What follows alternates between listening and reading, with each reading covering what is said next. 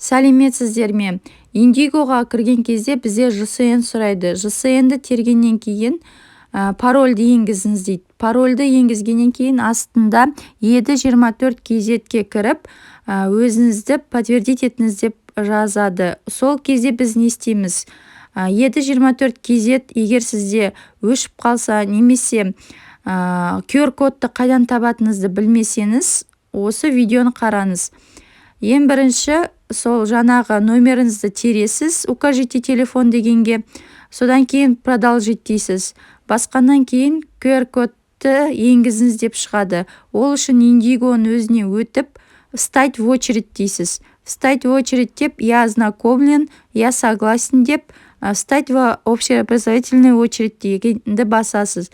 Жаңағы енді 24 KZ-тегі өз номеріңізді тересіз. Және де отправить код подтверждения деп басасыз. Осы кезде продолжить дегенді басып, ары қарай өтесіз.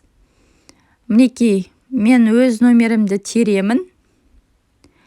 Және де өз номерім тергеннен кейін ары қарай өту деп басам.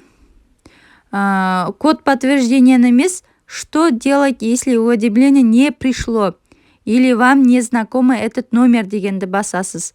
Осы кезде міне бірінші, екінші шаг, содан кейін астында шаг бір емес, внимание деп жазылып тұр. Сол внимание дегенде подключить приложение еді24 KZ дегенді басасыз. Осы кезде сізге QR-код шығады, және де бір реттік номер шығады. Осы QR-кодты сканировать етіп, немесе осы бір реттік номерді жазу арқылы сіз өзіңіздің еді24 KZ-іңізге кіре аласыз. Рахмет.